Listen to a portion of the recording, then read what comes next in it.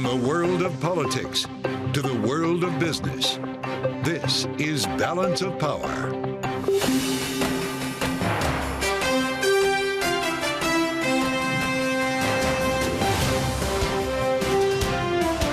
Live from Washington, D.C. From Bloomberg's Washington, D.C. studios to our TV and radio audiences worldwide, welcome to Balance of Power. Alongside Joe Matthew, I'm Caitlin Lyons. Kamala Harris picks Minnesota Governor Tim Walz as her running mate, selecting a former teacher and member of Congress meant to appeal to progressives and the Rust Belt. The two set to appear together at a rally in Philadelphia this hour. We'll have coverage and analysis from former Howard Dean presidential campaign manager Joe Trippi and our political panel. Plus, it's primary day in Kansas, Michigan, Washington, and Missouri, with squad member Cori Bush facing a primary challenger in her St. Louis district. Erin Covey of the Cook Political Report will join us with more. What's been a very busy day here in American politics. Kaylee, we got a pick, not quite as early as we expected, not in the form we expected to learn, but indeed, Tim Walz makes the cut. Yep, the governor of Minnesota, who was understood to be one of two options, is the one that ultimately the vice president selected. But you're right, Joe, the messaging or the ability to announce this herself did kind of get away from her, as multiple media outlets reported it before she actually posted about it. It emerged in a media link, and some groups were already sending out fundraising letters before the campaign had a chance to make it official. But earlier this afternoon, the campaign released a video of the call between Harris and Governor Walz. Hi, this is Tim. It's Kamala Harris. Good morning, Governor. Good morning, Madam Vice President. Listen, I want you to do this with me. Let's do this together. Would you be my running mate and let's get this thing on the road? I would be honored, Madam Vice President. The joy that you're bringing back to the country, the enthusiasm that's out there, it'll be a privilege to take this with you across the country. That video, a repeat in style from a campaign video 4 years back when Joe Biden announced Kamala Harris as his running mate. Now, of course, the Trump-Vance ticket, wasting no time in leveling their attacks against their opponents. Senator Vance spoke to reporters as he traveled to Philadelphia earlier this morning. They make an interesting tag team because, of course, Tim Walz allowed rioters to burn down Minneapolis in the summer of 2020, and then the few who got caught, Kamala Harris helped bail them out of jail. I actually called Tim Walz. I left a voicemail. I didn't get him. But I just said, look, congratulations. Look forward to a robust conversation and enjoy the ride. And maybe he'll call me back. Maybe he won't. Joining us now is Bloomberg's Washington Bureau Chief Peggy Collins and Jonathan Tamari of Bloomberg Government to discuss the pick now that we know what it is. And Peggy, perhaps this is not what the prevailing notion was even 24 hours ago, as everyone looked to a swing state, which Minnesota is not. It is safely blue. And yet what we have seen today is Democrats of all shapes and sizes, be it AOC or Joe Manchin, have seemed to come out in favor of Governor Walz. That's right. I think you hit on a couple of key things there, Kaylee. One is that it's solidly blue, but it's also in the blue wall. That is very important to Democrats in terms of those Midwestern states. So he does pick up some of that vibe, for lack of a better word. But potentially the bigger factor was the fact that he's able to unite a lot of different types of the Democratic base. As you said, Manchin came out more of a centrist, AOC more of a progressive. We saw labor leaders like Schuler come out. So I think that was one of the things. And lastly, I'll just note that our reporting has shown over the past couple of weeks that Harris was saying over and over that she wanted a connection with someone as well. And it does seem like there started to be this connection building between the two of them. Jonathan, it's an interesting moment here for the campaign, an interesting one for Josh Shapiro as well. He issued a statement. A lot of folks woke up this morning thinking that he would be the pick for some of the obvious reasons, included that Kaylee refers to as the governor of the most important state, probably in the Democratic map here. He said that this decision was incredibly personal for Kamala Harris and that it was for him, too, as if it was a shared decision. Are we to believe that? No, I mean, I think he might say, look, he's got to run for governor again. So I think he might want to leave open this possibility that he was torn about whether he wanted to become vice president or not. He was clearly gunning hard for the job. His campaign schedule made it clear for that. But he had said all along it was personal, and I think he's trying to say, listen, this is not a knock on my political skills. This is a connection that she happened to have with the governor. Whether that's true or not, I think that's what he wants to tell people. Well, in a fundraising email just hitting from Governor Shapiro, my work here in Pennsylvania is far from finished, so perhaps going back to just governing his state. When we think about governing, though, we have already seen Republicans attacking, as we heard from J.D. Vance there, this idea that Governor Walz is a dangerous liberal or a radical leftist, some of the kind of language we are hearing. When we actually look at his record, though, both as governor and as a member of the House of Representatives for 12 years, what is his record, actually? Is he as left as he's being made out to be? So it's interesting because as a House member, he represented a pretty rural district that was shifting right, as he represented it. And he voted with his party most of the time, but he certainly compromised on a number of issues. He was, at that time, against gun restrictions. He worked on bipartisan farm bills. He was a big advocate for agriculture. So he had more of a moderate profile as a House member. As a governor of more of a blue state, he took on some more progressive issues, things like abortion, child tax credit. And so I think you're going to see both sides of that coming out in this campaign. Democrats, I think, will more emphasize the more moderate aspects of his record because, as we spoke about already, they want him to appeal to those swing states. We're already hearing about fundraising, which is fascinating. Since Governor Walz was announced, the Harris-Walz team has raised more than $10 million. They qualify as coming from grassroots supporters alone. Does this help to keep the so-called honeymoon alive here? It's been a very lucrative couple of weeks for Kamala Harris. It has, Joe. It's one of the things that I think has been so dramatic to see change. Going into the beginning of this year, Biden's one key advantage was that he had more money than Trump.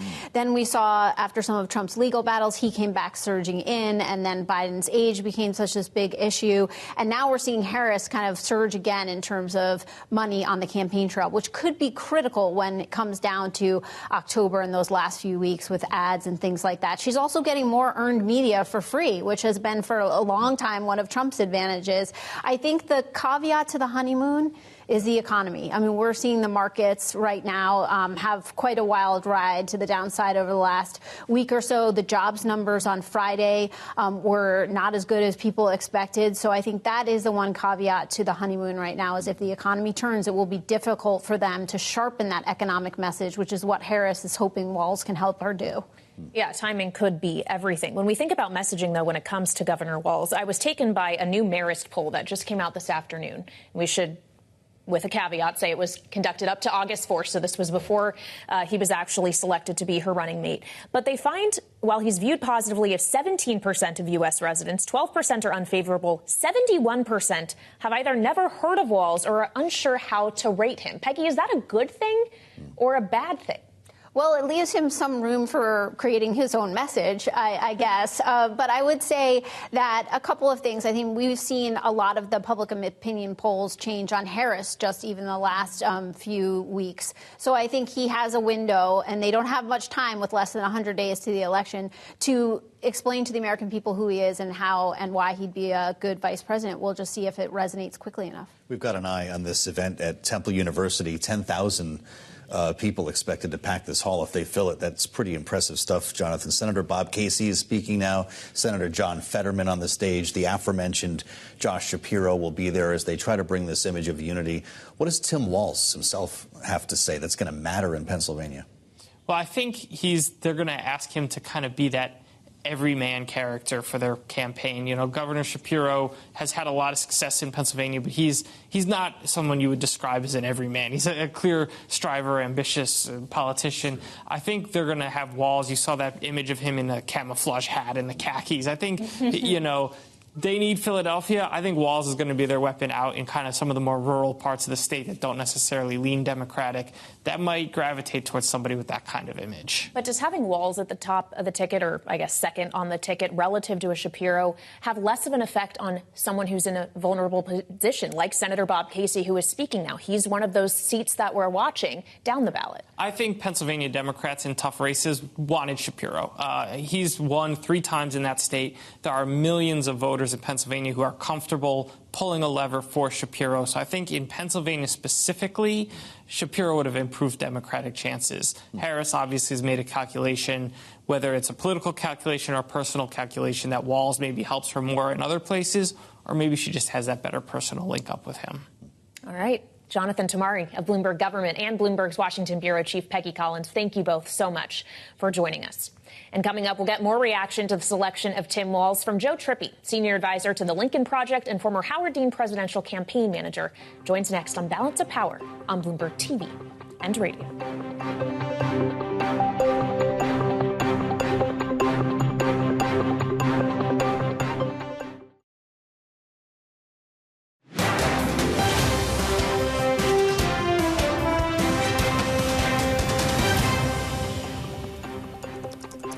This is Balance of Power on Bloomberg TV and Radio.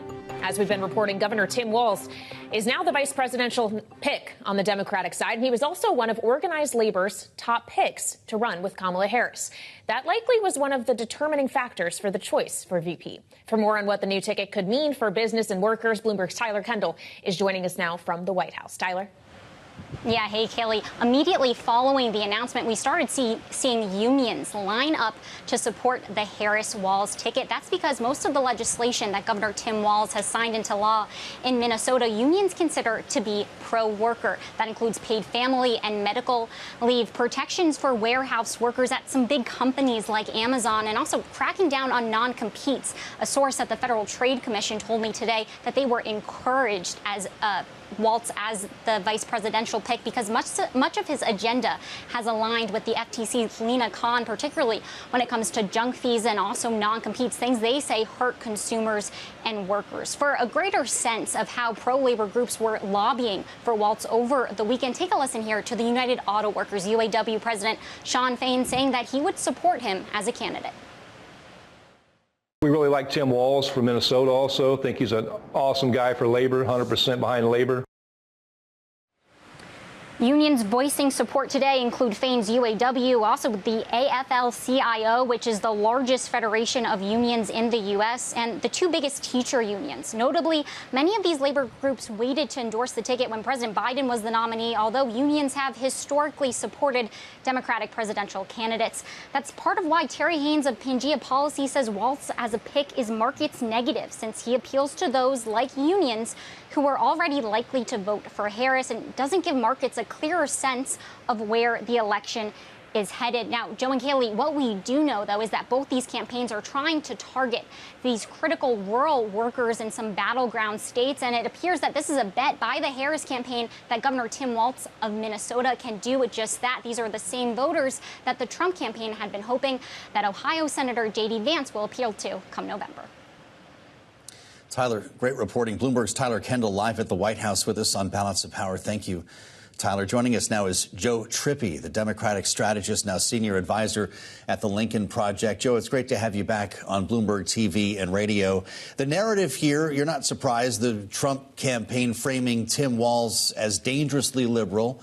On the Democratic side, we understand progressives are very happy with this choice. Should moderates be too? Yeah, I look across the board. Joe Manchin has come out strong in support of him. As you know, Manchin left the Democratic Party to become an independent. So I just think it's across the board a very good pick. Someone who represented a very rural and growing red district in Congress for 12 years, a hunter. I mean, he just exudes Midwest American. And I think the other advantage of Walz is that he speaks English. I mean, he was a history teacher. He explains things in down-to-earth terms, not as a politician, which I think maybe gave him a big advantage over some of the other choices that Kamala Harris had. But I also think, look, this pick shows some confidence that they didn't need to have a favorite son candidate in Pennsylvania or Arizona. I mean, so they picked Walz, I think, because he really helps everywhere, and he may help expand into these rural Republican leaning places, given both his record in Congress and his record, I think, a remarkable record for 2 terms, now going into the second term for governor of Minnesota. Yep. Well, Joe, as you mentioned this notion that he speaks English, he, of course, is the one who we understand first coined weird as a description for Donald Trump and J.D. Vance. Is that the best use of him now that he's on the ticket? Do you get him on the airwaves to deliver lines like that, or do you need to get him out there in the swing states to glad hand and kind of do that folksy in-person thing? No, I'm sure they'll use him in all of the swing states. He is. That's why I think he's very appealing to a lot of people because of his sort of down-to-earth style. And I think that's gonna help. But the other thing is, look, no one lost Josh Shapiro. Josh Shapiro is going to be still a very popular governor of Pennsylvania. He's still going to be out there working like crazy across Pennsylvania for Casey and for Harris and Walz. And the same thing with Kelly in Arizona. So this is sort of a pick, I think, that helps everywhere, broadens the base, and particularly against J.D. Vance, who I think is, again, only a first-term senator and really hasn't had the kind of executive spirit, not the same as a two-term governor with the record that Tim Walz has. And again, so if you're looking at, a vice president that can take over, who has administrative experience, that's not J.D. Vance and a really aging Donald Trump. I think just that contrast will serve Tim Walz and Kamala Harris well. If you're with us on Bloomberg Television, we've got a live view of the room at Temple University, the arena, standing by for Vice President Kamala Harris and the aforementioned Governor Tim Walz. Their first time together in public. This will take place within the next hour as they try to rev up the crowd. Joe Trippi, you have made a science at the Lincoln Project of countering MAGA strategy, countering the Trump message. And what we've been hearing partly from the Trump camp today is that this is an anti-Semitic choice, that not going with Josh Shapiro, who will also be on this stage tonight, amounted to the anti-Semitic nature of the Democratic caucus. What should be the response to that? That would be exactly the anti-Semitic statement that I would expect out of the Trump campaign. They are over the top. They don't know how to change their tone. And so you'll see it. I mean, I think it's old. I think it's wearing thin, and I think Donald Trump is looking weaker and weaker the more kind of out there he gets about this kind of stuff. I mean, this campaign, they are doubling down repeatedly, going in the wrong direction. It's not subtraction. Politics is addition, and that's what Tim Walz brings. And J.D. Vance was a doubling down that added nothing to that ticket. I really think Donald Trump's got to regret that pick. When we talk about additions, Joe, there was some buzz at the initial onset 2 weeks ago of the Harris campaign that it could put the Sun Belt back into play, that she might be able to do better in, say, Arizona, Georgia, North Carolina. Does this choice actually cement that perhaps this campaign is going to stick with what the Biden campaign was doing, which is just targeting that blue wall? No, I don't think so at all. I think Kamala Harris and the energy that's happening, you see the movement within the Democratic base is growing to such the extent that Georgia is in play, North Carolina is in play. I think, again, you've got in Tim Walz a hunter, someone who they're not going to be able to vilify him as a crazy lefty. They can do that. They can try. It's just not going to work. It's not going to sell. And so I think I think this pick is a show of confidence of the strength and the growing energy that's happening out there, and the problems that a Trump J.D. Vance ticket sort of being so isolated and not being able to grow. That contrast is going to become clearer and clearer. Tim Walz helps make that contrast. And I think this is going to be a bigger, I don't think this is going to be very close in the end. It's going to take a lot of work, but I think this ticket can win a lot of these battleground states, not just the blue wall. All right, Joe Trippi, always great to have you here on Bloomberg, sir. Thank you so much for your time. He, of course, is a Democratic strategist, former presidential campaign manager himself, now senior advisor to the Lincoln Project. We appreciate it. Now, coming up, we'll take a turn back to the markets as we saw a small rebound after yesterday's drama. Bloomberg's Abigail Doolittle will have more next on Balance of Power on Bloomberg TV and radio.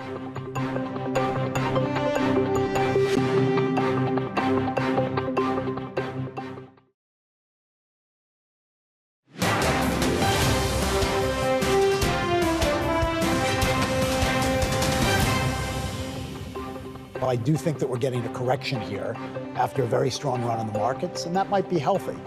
In terms of your question about a recession, our economists have upped their chance of a recession to 25% from 15%. all of that, I think, is a little lower than the broad consensus. My view is that the best chance as we look forward is, the economy will chug along and we probably won't see a recession, but the possibility is not zero. It's never zero.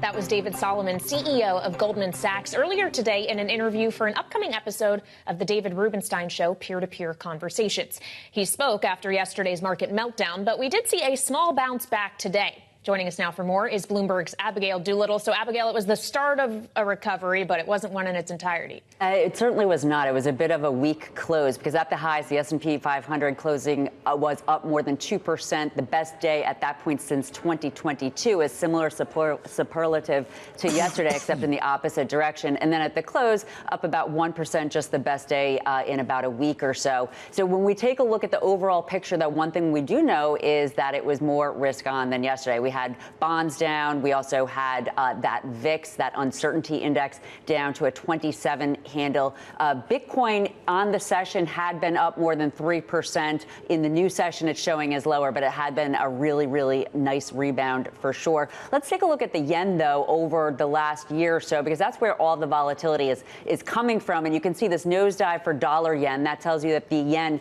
had strengthened significantly, which took that weak carry trade, that weak yen carry trade off the table for a little while, really pressuring the various risk assets, including U.S. stocks. But the other side of that, prior to the yen strengthening, was too far, too fast and big tech. So that's a big piece of the sell-off that we had yesterday. David Solomon just talking about whether or not it's a correction. I would argue that this could turn into more than a correction, but I think that he's right. This is not about a recession. This is not about an economy. There's always a chance that a recession could happen. There is that political piece, though, because if we take a look at the predicted odds, this is really interesting. Kamala Harris, VP Harris, is now leading Donald Trump by 6 percentage points. This is a complete turnaround. Earlier, it had been in his favor by about 30%, but now she's at 54% and Donald Trump is at 48%. As for the Harris trade and the Trump trade, well, the Harris trade we don't quite know yet, and it's interesting. What I do have in there is the green trade for solar higher. Medicare and Medicaid stocks, though, weak today on a nuance.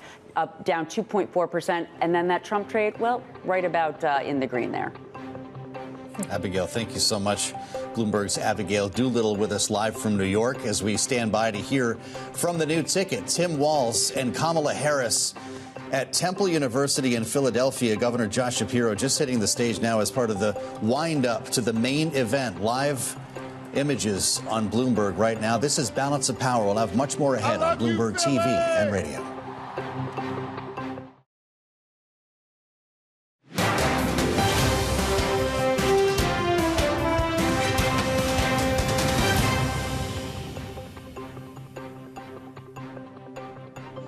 Pennsylvania Governor Josh Shapiro speaking to a passionate crowd right now at Temple University in Philadelphia to rally for Kamala Harris and her new running mate, Tim Walz.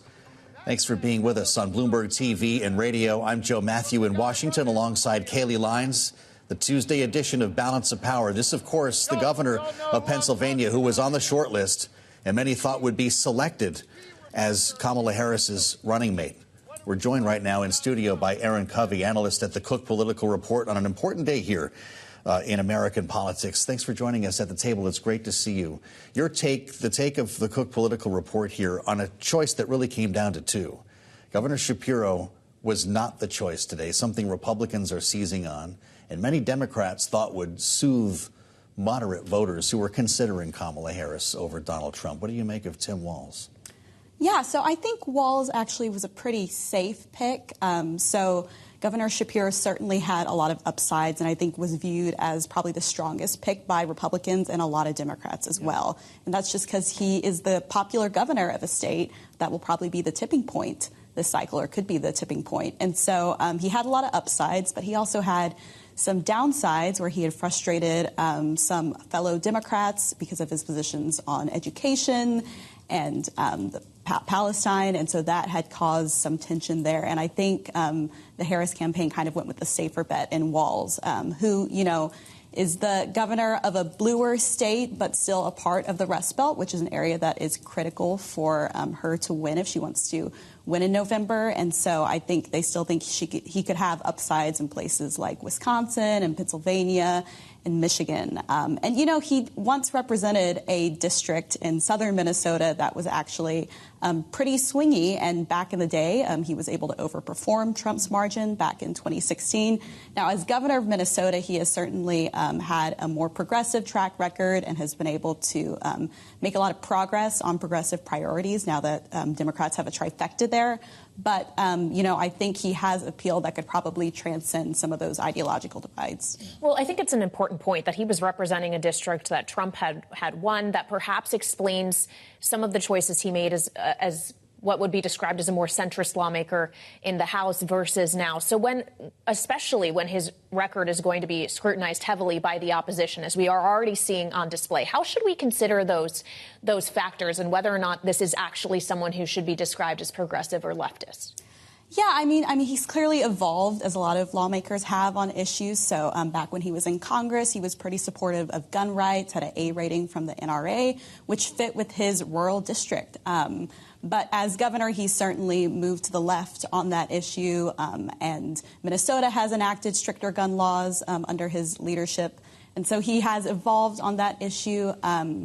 You know, on other issues like his handling of the protests in the wake of George Floyd's murder in 2020, that faced scrutiny. And, you know, at the time, he actually said that he should have called the National Guard earlier. And that, I think, is an issue that we're definitely going to see Republicans seize on, and it's going to come up. So that would probably be his biggest vulnerability. And then, of course, there are parts of his record as Minnesota governor that might not be as popular with more independent or moderate voters. So what do we learn about Kamala Harris in this selection? Because you know the deal. We're going to go through Chicago, and about a week later, we're not going to be talking about vice presidents. We're talking much less about J.D. Vance unless it involves childless cat ladies at the moment. I don't know what kind of a trail Tim Walz is going to leave. But we do learn something about the actual top of the ticket in this case, the nominee, Kamala Harris, in her selection of Tim Walz. Was it about chemistry? Does he fill a certain gap for her that she was concerned Josh Shapiro could not?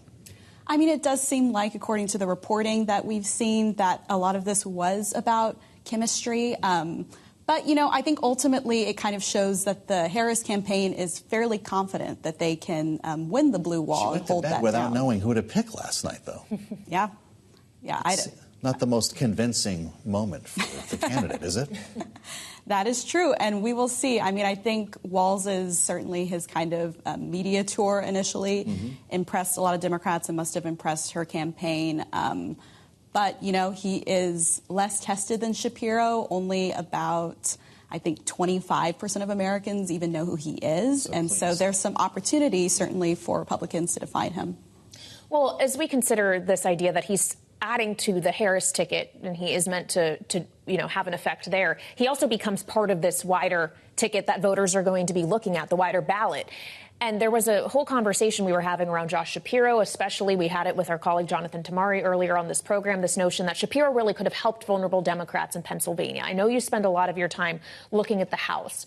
What does Tim Walz do to all of those other Democrats who are either in vulnerable districts trying to help flip the House blue? Does he add to their favor at all? Does this ticket collectively? You know, I'm not sure yet. So Minnesota, compared to Pennsylvania, certainly has fewer competitive House races. There's just one that's really competitive, and that's Angie Craig's district in the Twin Cities suburbs. But, you know, I think he possibly could go into districts in Pennsylvania, Wisconsin, Michigan that have more blue-collar voters, and he certainly has experience representing a lot of those voters from his time in Congress. And so he might have an easier time talking to those voters than Harris herself would be. So I think he could be an effective messenger there. I think in terms of like how much actual effect he has on their performance, I think it's too soon to say. You know, vice presidential nominees tend to have a little bit of a add a little bit of a boost in their home states. But in Minnesota, this is a state that Biden won by 7 points. And Clinton, even though she dramatically underperformed Democrats there, she was still winning it by a couple of points. So it's less crucial for Democrats to win, certainly. Well, when we're looking down ballot, we have to ask you about primary day. This is kind of your specialty here. With a couple of states that we're looking at here, Missouri is a big one, and Cori Bush seems to be kind of the big headliner here on races to watch, because we could see another member of the squad dispatched. It's almost a repeat performance of what we saw in New York with Jamal Bowman. AIPAC spending millions of dollars to go up against the incumbent here. How much danger is she in? She's in quite a bit of danger. I don't think she's in as much danger as Bowman was ahead of his primary. We saw a lot of polling that showed his opponent, George Latimer, leading him by double digits. In this district, Wesley Bell, the St. Louis County prosecutor who is challenging her, currently has momentum on his side, certainly, and we've seen him have an edge in the latest polling there. But I think she has a better shot than Bowman did at winning. But like you said, there has been a lot of outside money that's come in this race to help Bell. So AIPAC has spent about $7 million in support of him. He's also gotten some help from a crypto-funded super PAC. And he himself has also been a really strong fundraiser. And he has outspent Bush 2-1 on the airwaves, which I think is significant. So I think she's in quite a bit of danger. Bell is probably the favorite at this point, but I wouldn't be surprised if she pulls out a win. Well, it's interesting to see the kind of connecting threads here potentially with why Cori Bush may be vulnerable, in part because of her more pro-Palestinian views. And we're having this whole conversation about the vice presidential selection and perhaps Josh Shapiro not being chosen, in part because he is more of a hardline supporter of Israel and his handling of the campus protests we saw earlier this year. How much more do you expect we'll see this, what has been very divisive for the Democratic Party, this issue of Israel and Gaza, come up? And is there anyone else who's vulnerable on this, as Jamal Bowman was, or Cori Bush? Yeah, it's a good question. It's interesting, though, because in the Bush primary and in the Bowman primary, I would not say that Israel itself was a top issue, certainly not in the campaign ads. Even when you're looking at what the two candidates were talking about in both of these races, it was largely focused on domestic issues. So the fact that Cori Bush voted against the infrastructure bill back in 2021, that's been a big issue. She voted against the debt ceiling bill in 2023. That is also a big issue. But Israel has certainly been the impetus, I think, for a lot of these primary challengers. You also have Ilhan Omar has a primary in Minnesota next week. Now, I think she's in a much safer spot than Bush and Bowman, certainly. But that is definitely a race where we're seeing the Israel-Palestine divide in the Democratic Party come up more. Saw the picture of the Congresswoman and the governor of Minnesota today. She was very quick to get that out on social media. Erin, great to see you here in studio. Erin Covey of the Cook Political Report. We appreciate your time and the reminder that it is, in fact, primary day. But it is also vice presidential pick day for Kamala Harris. She has tapped Governor Walz, and they are getting set to take the stage together in Philadelphia. Right now, the Pennsylvania Governor Josh Shapiro is still speaking. We will, of course, bring you more coverage of that and be joined by our political panel next on Bloomberg TV and radio.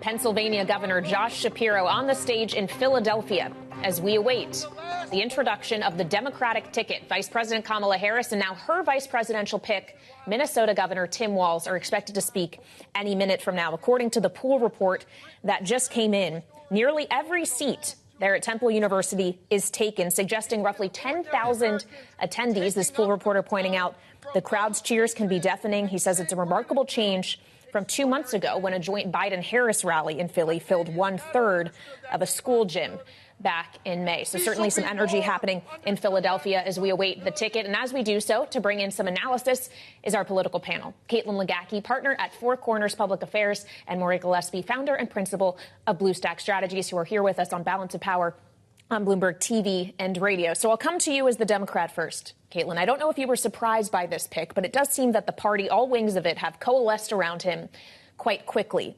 My question is, because Republicans seem just as happy with this selection, has this actually been a dangerous choice for Kamala Harris as she picked someone being described as a leftist and dangerously liberal? Oh, I think it's a great choice. I have been a Tim Walz fan for a long time. I think the more that people get to know Tim Walz, the more they love him. As we saw with both how he framed the J.D. Vance rollout, and he did the same thing with Kristi Noem when she talked about shooting her dog in the face. This is a guy that can deliver a message in such a straightforward way that cuts through very busy news cycles. I think he's the perfect number 2. He's going to be a great attack dog, but he's also so likable. He had an incredibly moderate record in the House. And obviously, as governor of Minnesota, he's taken on some other positions that are a little bit more populist in line with his state. But he can go into, suburbs, exurbs, even more rural areas and talk to people about why they should vote for Democrats in a way that we haven't been able to do that in a long time. Apparently the crowd, to your point earlier, Kayleigh, 10,000 strong, chanting, "He's a weirdo," which is the line, of course, that Tim Walz came up with to describe Donald Trump. As Governor Shapiro speaks, he's going to be leading into Kamala Harris, who will then introduce her new running mate here. And we've heard a lot about his rural sensitivity today, Maura, that he's a funny guy, that he's nice. How do you run against Minnesota nice? You point out the record, and I think with things that happen in Minneapolis and looking at some of the riots, that's what people in the Trump campaign are already pointing to, and they're going to hit on the more progressive side of his record because, I would say much of the conversation has been, should Kamala Harris pick somebody who's more moderate because she is a progressive and was progressive in her Senate positions and her stances on a lot of things. And so to try and balance that out by picking somebody like a Mark Kelly or a Josh Shapiro would have balanced that out a little bit. So it's interesting, but so it's not surprising that they're going to play up his rural, his plain spokenness, his affability. People enjoy him. They're going to play on that more so because they do need to tamp down some of the the issues with, her comments about defund the police, picking someone like Tim Walz isn't going to help her in that regard, so they're going to play up on other things. It makes sense to me in that way because, again, playing on his likability and his plain-spokenness, his ability to reach out to Midwestern voters, and, again, people who want somebody who they can relate to. That's really a hard thing to sell, and I think we see that with Trump and with J.D. Vance and Kamala Harris included. It's harder to relate to them, and I think that's probably why they chose Tim Walz. For those who are watching us on Bloomberg TV, you see that the Pennsylvania Governor Josh Shapiro has just finished his remarks. He is now leaving the stage. We do expect that Vice President Harris and now Vice Presidential presumptive nominee Walz will be taking the stage momentarily in Philadelphia. Now, as we consider this notion that Maura was alluding to, you go after the record. We have heard multiple times today, Caitlin, this notion of how he handled the George Floyd protests and riots in 2020. Is that his biggest vulnerability? Because some of the other more progressive ideas that he has supported in Minnesota, free school lunch, paid family leave, those are ideas that probably are widely pretty popular with the American electorate. Yeah, we'd love for Republicans to attack him on free school lunches. But no, Tim Walz has said that he should have called in the National Guard sooner. Mm-hmm. But I think there's also a clear contrast between the fact that Tim Walz called in the National Guard to put down a riot. Donald Trump sent a riot to the Capitol and then refused to call in the National Guard while they ransacked our Capitol. So if they want to have that conversation, we can have that conversation. But I think Tim Walz has an incredibly strong record. He was a veteran for 20 years.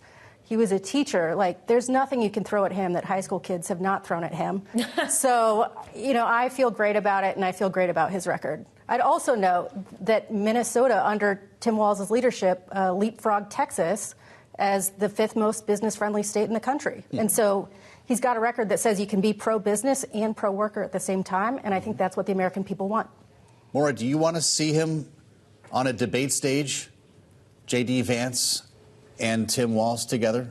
Oh, I think it'll be very interesting and something that we should all be looking forward to, both with the vice president's, candidates as well as our presidential candidates. We deserve to hear from them. It's what the point of having a debate like this is to give the American people their choices and see how they match up against each other and putting forward what their ideas are and debating the merits of those ideas. Mm-hmm. We want that. We need that. And I do think that with J.D. Vance is a good orator. We know that he can give us, he can put his point across pretty clearly.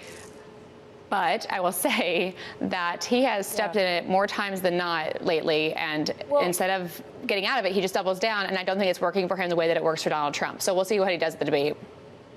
Well, Maura, to that point, what he's been saying today is that the choice of Tim Walz instead of Josh Shapiro was an anti-Semitic one. And it's worth keeping in mind here, the vice president's husband is a Jewish man, the second gentleman of the United States. Is that a winning tactic for the Republican ticket? Absolutely not. And again, there are opportunities there to talk about the fact that she didn't choose someone like, Josh Shapiro, because I think in a lot of ways, she wants to keep the vote of the younger voters and those who were protesting at colleges across the country this year.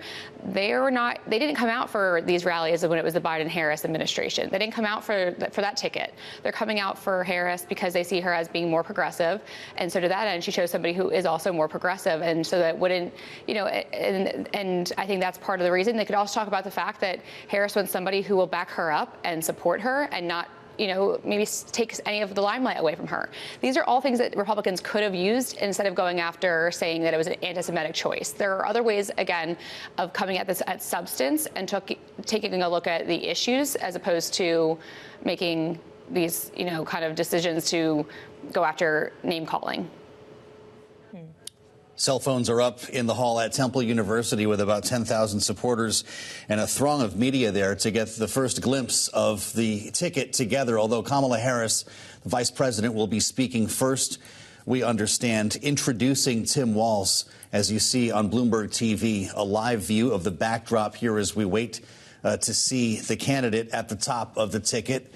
Caitlin, this is someone in Tim Walz most Americans know nothing about. What are the most important things Kamala Harris needs to say tonight as she introduces him to the nation? I think she just has to tell his story. He's a military veteran. He's a high school teacher. He served in a red district in Congress. He loves to hunt. He's a gun owner, but he also believes in progressive policies like paid leave, giving kids access to school lunches, a woman's right to choose. And so there's really something for everyone here to be excited about. And I think the more that we hear from Tim Walz, the more excited people are going to be.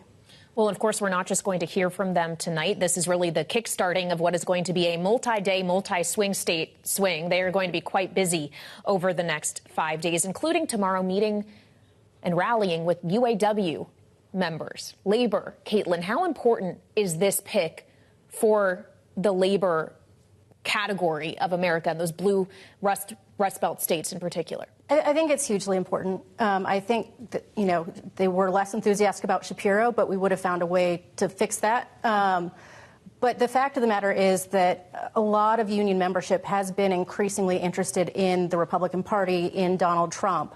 And so this is a really great opportunity for us to go back to those union members and say, we hear you, we see you, we care about you, we want you to stay with us. And so I think it'll be a hugely important opportunity, but I don't think it was a deciding factor per se. I do believe that she really wanted to make a personal connection with him, but it certainly was a plus in his column. Maura, he's going to be reaching out, when we hear from Tim Walz following Vice President Harris, he's going to be reaching out to undecided voters who could vote for Donald Trump just as easily as Kamala Harris at this point because they haven't been paying attention until now, and in many cases, they aren't politically active.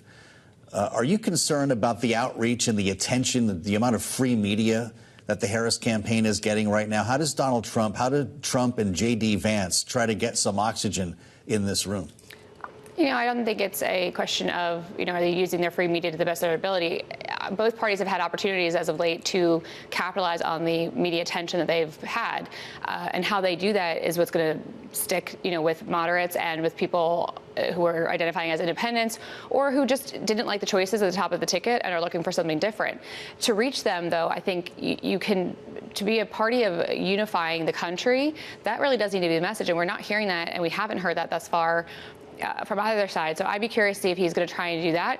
I do think, to Caitlin's point earlier, talking about women's reproductive rights is super important because there are a lot of people in the middle, on the right, who care about it but aren't outspoken. So talking to them and the importance of that issue and the real risk, the threats that live for women under certain members of the Republican Party, that's an important part to bring up too. And again, I just think that there is an opportunity to be more appealing to moderate voters that people are looking for. They're not interested in these personal attacks, these juvenile attacks, and the fringes. Going too far left or too far right isn't where people want to be right now. And so if he can speak to them and speak in a way that isn't, inflammatory, he might just get some of those voters over to his side. So as we consider, and I know we talked about the notion of getting people on the debate stage together, whether it's Trump and Harris or Vance and Walz. We've heard a lot of talk in the last few weeks since J.D. Vance was selected, Maura, that there may be buyer's remorse in at least parts of the Republican camp, if not from Donald Trump himself. How do you think the Trump campaign is likely viewing this pick in the contrast between these two different men? Does this change any calculation of how you're likely to use J.D. Vance moving forward? It just depends on whether J.D. Vance wants to continue to double down on truly ridiculous comments he's made, or if he wants to be serious and come up with a message that can combat some of the more progressive things that Tim Walz has done in his past. And that's how you going after policy decisions and going on their record, not by making juvenile comments and personal attacks as they've done. And I don't think modeling yourself to be the next Donald Trump is successful. J.D. Vance doesn't have that kind of charisma or the ability to do that. So don't try and be Donald Trump, but you're not going to succeed. And again, when you're looking at this from a pick of, okay, Donald Trump chose him because Donald Trump has said, I don't think the VP position matters. It does matter for Republicans because Trump, should he win, can only be president for 4 years. And J.D. Vance then becomes the de facto leader of the GOP. That's a real problem if somebody doesn't know who they are and doesn't have an identity of his own. And we've already seen that he can really go from one end of the spectrum to the next. So it's going to be an important part for him to establish himself and who he is and who he's going to be for the next 8, 12 years, as opposed to these next 4. It's only been the better part of 2 weeks that this campaign has been off and running here. But there's been some back and forth. We woke up this morning not knowing who it would be. Some tough decisions here for Democrats to get their heads around. And it's been suggested that this was kind of the primary that Kamala Harris didn't have as a candidate. Do you see it that way? Yes and no. I mean, you had an opportunity for different factions of the party to fight it out on certain issues. But I do think that, there was some ugliness around Josh Shapiro that we need to address. But for the most part, a lot of this was really focused on issues and making sure that we're addressing some of the more pressing issues we're going to deal with in this election. Yeah. But I also think there was an underlying commitment that no matter who she chose, we were all going to unify around this ticket because the stakes are so high. And so, I think there are a couple folks that are unhappy about it. Yeah. But for the vast majority of people I know and I talk to, we're ready to get to work. It seemed like a lot of coordination with the attacks here from Sean Fain to John Fetterman. When it became time to go after Josh Shapiro, they showed up. They did. And, I think there are some valid issues to raise about Shapiro's record that we have talked about. But there was also a lot of nastiness and a lot of anti-Semitism that I think we need to address as a party. Wow. As we consider all of this together, it is worth pointing out, and Joe raised this earlier in the program, Maura, the Harris campaign today says since they announced Walz, which again was just this morning, they've raised more than $10 million, and that's on top of the more than $300 million that has already been raised, and it's only been, as Joe was saying, about 2 weeks. How should we be looking at the money here and the way in which it's about to be deployed, not just in states like where they are now, Pennsylvania, but across the country? It's certainly impactful, and it will help their campaign because they only have a short amount of time to really introduce themselves together as a ticket to the American people. But at the end of the day, the biggest part, what they need to do is reach those people and make sure they turn out to vote in November, because that's what it comes down to, the turnout. That's what we're going to be looking for. Mm-hmm. If you're with us on Bloomberg TV, it does appear that as we keep our eye on Temple University here, Vice President of the United States being introduced to this crowd. A lot of cell phones up in the air, and it is going to be a bit of a reverse this time. Kamala Harris introducing Tim Walz, not the other way around, but this is the big debut. And so she is taking the opportunity as they walk out together now to bring Tim Walz to the American people. This is Balance of Power, live on Bloomberg TV and radio with another historic moment on this campaign. Kaylee, we were in Milwaukee watching the introduction of the Republican ticket. Now, we thought we had a Democratic ticket until 2 weeks ago, and in that short span of time, one has been remade. Yeah, and it is worth pointing out, in Milwaukee, this was very different. We didn't actually see Trump and Vance on stage together. Vance gave his own speech. Donald Trump gave his. It was a rollout mid-convention. This, of course, is happening just less than 2 weeks shy of the beginning of the Democratic National Convention in Chicago, as they're coming out to what is a roaring crowd. As you can hear at Temple University, again, we expect that there's roughly 10,000 people in this audience as they take the stage together here. The Vice President Kamala Harris is approaching the podium. And of course, as we all talk about the Vice President defining herself, how she may be lesser known to voters than the president she served under for the last 3.5 years, even more unknown is the governor of Minnesota, Tim Walz. You're hearing the cheers now as she approaches the podium. Let's listen to the beginning here of her remarks.